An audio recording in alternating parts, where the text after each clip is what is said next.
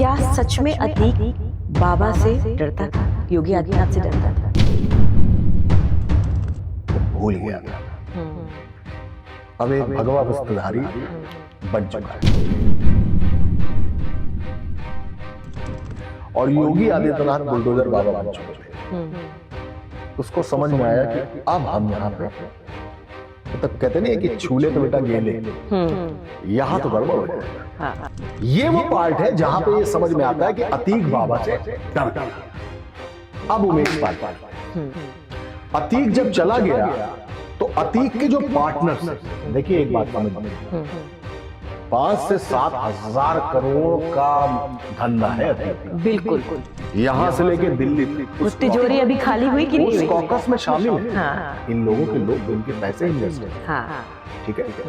अतीक उस पैसे के कारपस को संभालने वाला व्यक्ति था। अतीक अहमद, क्योंकि आपसे ईमानदार प्रश्न का इस उत्तर कोई नहीं दे पाएगा, किसी से डरता था? बाबा से डरता था? क्योंकि इस राज्य ने एक तस्वीर बहुत देखी। वो तस्वीर थी कि एक मुख्यमंत्री, वो भी इतना ताकतवर मुख्यमंत्री, उसके कुत्ते से हाथ मिला रहा था और काफी वायरल भी हो रही है। क्या सच में अतीक बाबा से डरता था? योगी आदित्यनाथ से डरता था? अतीक को बर्बाद करना शुरू अगर किसी ने किया था तो मायावती ने किया था। अच्छा। जब मायावती की गवर्नमेंट थी तो अतीक के शॉपिंग कॉम्प्लेक्सेस और कई गिरा दिए गए थे। That's because of that guest house card. हाँ। वो गेस्ट हाउस मायावती की अपनी नाराजगी थी। उसके बाद आते हैं योगी आदित्यनाथ। योगी आदित्यनाथ आते हैं तब वो स्वीट्स कॉलेज वाले मसले पे था। पूर्वांचल के एक जेल में बंद था जहां उसने अपने एक रिश्तेदार को बुलाया, अलकमा जिसकी बहन थी, और एक व्यापारी को बुलाया और जेल में खूब मारा। वो भूल गया था। अब एक भगवा वस्त्रधारी बन चुका है। जेल स्टाफ ने एक एफआईआर उसके खिलाफ कराई और तब तक तमाम गैंगस्टर्स के हाफ एनकाउंटर हो चुके थे। उनकी अवैध संपत्तियां, उनकी इमारतें, उनकी बिल्डिंग्स बुलडोज हो चुकी थी और योगी आदित्यनाथ बुलडोजर बाबा बन चुके थे। उसको समझ में आया कि अब हम यहां पे, मतलब कहते नहीं है कि छूले तो बेटा गेले, यहां तो गड़बड़ हो जाएगा। हाँ। मुन्ना बजरंगी जेल में मर चुका था। मुकीम काला जेल में मर चुका था। वो सब देख रहा था। उसने कोर्ट में अर्जी दी और साबरमती गुजरात की जेल मांगी। हो गया ट्रांसफर। ठीक वैसे ही जैसे मुख्तार अंसारी का पंजाब में शरण मांगी। वो समझ गया। ये वो पार्ट है जहां पे ये समझ में आता है कि अतीक बाबा से डर गया। अब उमेश पाल पे आते हैं। अतीक जब चला गया तो अतीक के जो पार्टनर से, देखिए एक बात समझ लीजिएगा, 5 से 7 हजार करोड़ का धंधा है अतीक का। बिल्कुल। विद इन गवर्नमेंट, पुरानी गवर्नमेंट्स, नेता, बिल्डर, यहां से लेके दिल्ली तक उस तिजोरी अभी खाली हुई कि नहीं हुई? उस कॉकस में शामिल है। हाँ। इन लोगों के लोग, इनके पैसे इन्वेस्ट है। हाँ। ठीक है। अतीक उस पैसे के कारपस को संभालने वाला व्यक्ति था। अब उसकी जो एलिना सिटी नाम था शायद उसका, वो जो एलिना सिटी गंगा कछार में कौसाम्बी तक पूरी जमीनें फैली हुई हैं, उसका काम उसने सौंपा उमेश पाल को। उमेश पाल, राजू पाल जो विधायक जिसको दौड़ाकर मारा था अतीक ने, उसका चश्मदीद गवाह था, लेकिन 2 करोड़ रुपए लेके गवाही से पलट गया। मतलब ऐसे ही है शायद। इसके बाद वो अतीक के लिए काम करने लगे, लेकिन राजू पाल भी अतीक का ही चेला था। अब इसके बाद जमीन तो बिक रही थी, लेकिन उमेश पाल पैसा नहीं दे रहा था। 2-3 बार 4 बार उससे पैसा मांगा।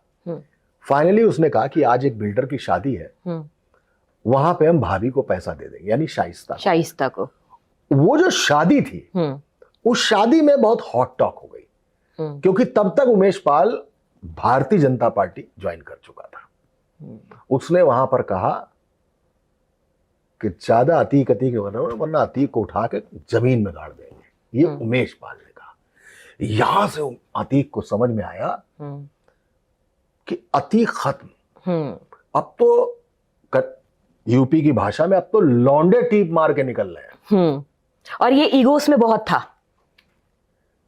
इस ईगो को डर ने खत्म कर दिया था। हाँ, ये ईगो बहुत था उसमें, मतलब आज इतना आसानी से इतनी कह रहे हैं, लेकिन उस समय इतनी बातें करना बहुत मुश्किल जो होता था। देन ही प्लान कि इसको मारना है। उमेश पाल को मारना सिर्फ उमेश पाल का मर्डर नहीं था, उमेश पाल को मारना मैसेज था कि योगी आदित्यनाथ, तुम जो योगी हो, तुम जो गोरक्षधाम की पीठ में बैठे हुए हो, वहां के महंत हो, भगवा वस्त्रधारी हो, उत्तर प्रदेश के मुख्यमंत्री हो, अब तुम्हारे सामने तुम्हारे बुलडोजर, तुम्हारे लॉ एंड ऑर्डर को चैलेंज करके दिखाता हूं। उसने उमेश पाल का मर्डर ऐसे प्लान किया कि 7-8 लोग गोली चला रहे हैं। गुड्डू बमबाज को देखा आपने, गुड्डू मुस्लिम को? गुड्डू मुस्लिम का अगर वो विजुअल देखेंगी तो उसमें गुड्डू मुस्लिम थैले से बम निकाल के इधर उधर फेंक, हाँ, जैसे एक आम बात है। क्यों? ग्रेंजर क्रिएट करना है, राइट। उसकी क्या बोलते हैं, उसका स्केल बढ़ाना है, उस मर्डर का स्केल बढ़ाना है। 2 मोटरसाइकिल वाले आते, पट पट मारते, उमेश पाल को चले जाते, हाँ, हत्या हो गई उमेश पाल की। वो जो सीन बन रहा है, 4-4 सीसीटीवी लगे हैं, धनाधन पूरे देवबंदगंज इलाके में धुआं उड़ रहा है। This is the message, Gabbar is back.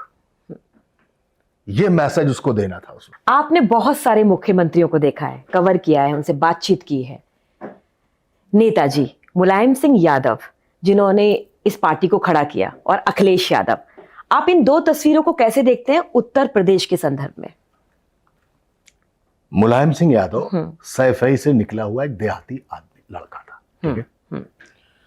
वही जैसे हम कानपुर से आए, होते हुए दिल्ली तक, फिर मुंबई तक पहुंचे, तो वहां के छोटी जगह का जब निकलता है ना, तो उसके पास हासिल करने को बहुत चाहिए होता है, बहुत सारे सपने होते हैं, वो जागते जागते भी सपने देखता है, वो सपनों के अंदर भी सपने देखता है। वो मुलायम सिंह आते हैं, और वो मुलायम सिंह धीमे धीमे अपनी जमीन बनाते हैं, और जब जमीन बनाते हैं तो धरती पुत्र कहलाते हैं। उस मुलायम सिंह ने समाजवादी पार्टी खड़ी की, वजह थी कि पहले कांग्रेस थी, ब्राह्मण भी कांग्रेस का वोटर था, पिछड़ा भी था, दलित भी था, मुसलमान भी था। उसके बाद इस कांग्रेस के बीच से पिछड़ों को निकालकर मुसलमानों को अलग करके MY फैक्टर यानी मुस्लिम यादव का फैक्टर बनाकर मुलायम सिंह यादव ने पिछड़ों की राजनीति शुरू की और एक अलग सत्ता खड़ी की।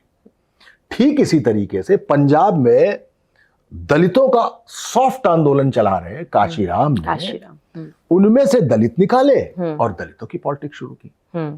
मुलायम सिंह यादव ने जमीन बनाई, जमीन बनाने के बाद दिमाग का आदमी था वो, उसने ठाकुर नेता के नाम पे मोहन सिंह पैदा किए, उन्होंने कुर्मी नेता के नाम पर बेनी प्रसाद वर्मा को खड़ा कर दिया, उन्होंने ब्राह्मण नेता के नाम पे जनेश्वर में से छोटे लोहिया को पैदा किया।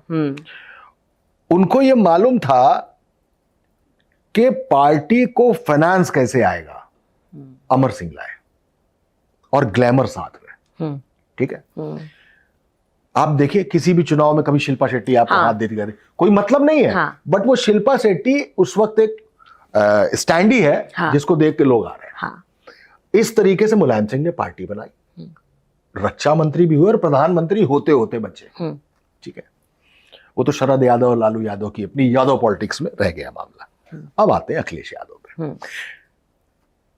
एक चीज मैं और बता दूं, मुलायम सिंह ने यह भी तय किया, जिस दिन 82-83 में, शायद 84 में, फूलन देवी ने बहमई में 20-25 लोगों को लाइन में खड़ा करके गोली मारी थी, उसमें 3 ठाकुर नहीं भी थे। मुलायम सिंह ने उसी दिन बहमई में जाके धरना दे दिया था कि जब तक फूलन देवी गिरफ्तार नहीं होगी तब तक हम इस धरने से हटेंगे नहीं। लेकिन वही मुलायम सिंह जब मुख्यमंत्री बनते हैं तो फूलन देवी के सारे मुकदमे जनहित में वापस करके फूलन देवी को मिर्जापुर भदोही से टिकट देते हैं और सीधे संसद पहुंचाते। ये मुलायम सिंह थे। मुलायम सिंह ने अतीक को बनाया। अच्छा, हाँ, सांसद तो अतीक मुलायम सिंह की पार्टी का था ना। हाँ। मुलायम सिंह ने मुख्तार पे हाथ रखा, मुलायम सिंह ने पंडित सिंह पे हाथ रखा, मुलायम सिंह ने ददुआ, जिसने बुंदेलखंड में 35 साल एक छत्र राज किया, जिसका सिर्फ एक स्केच 35 साल तक एसटीएफ के पास था, सिर्फ बड़ा डकैत, उसके बेटे को संसद पहुंचाया, उसके माफ कीजिएगा, उसके भाई को संसद पहुंचाया और बेटे को विधायक बनाया। ठीक है। सीमा परिहार, निर्भय गुजर डकैत की पत्नी को, उसको भी मिर्जापुर से लड़ाया। ठीक है। ये मुलायम सिंह थे, खड़ा किया। जब राम बाबरी पे कार सेवा होने जा रही थी, मुलायम सिंह ने गोलियां चलवा दी। उन्होंने पॉलिटिक्स बताई, मस्जिद छू गए गोली मार देंगे। ठीक है। कितने लोग मरे, क्या हुआ, वो नृपेंद्र मिश्रा थे या क्या थे, मैं उसकी बात नहीं कर रहा हूं, मुख्यमंत्री वो थे, इसकी बात कर रहा हूं। ये मुलायम सिंह की पॉलिटिक्स थी। अब आते हैं अखिलेश यादव पे। सबसे बड़ी बात होती है कि अगर आपको किसी को बर्बाद करना है तो आप कभी उसको पानी में मत फेंकिए। अच्छा। अगर आपने पानी में फेंक दिया तो खुद को बचाने के लिए वो तैरना सीख जाएगा।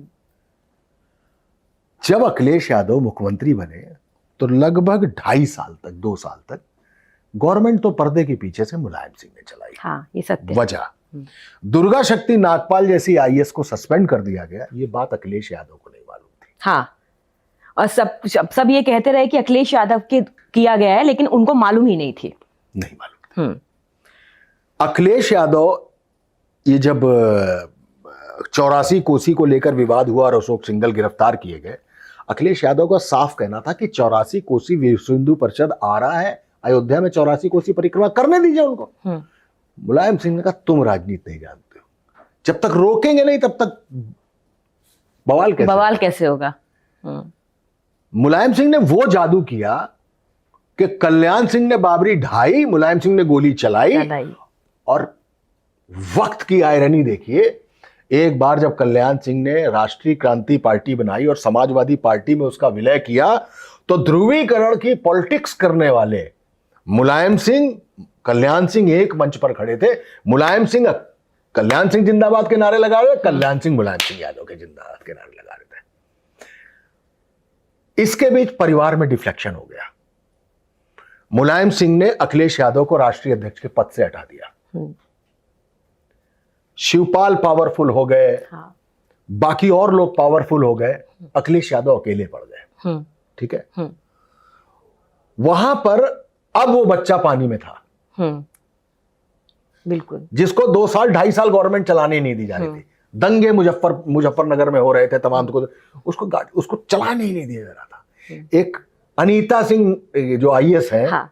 वो अनीता सिंह अपने चीफ मिनिस्टर को बताती है कि हमने दुर्गा शक्ति नागपाल को सस्पेंड कर दिया। उस अखिलेश यादव ने इस डिफ्लेक्शन, परिवार का विघटन, अपने आप को वापस लाने की कुव्वत, तो वो आदमी वेट करने लगा, क्योंकि अब वो मसल गेन कर रहा था।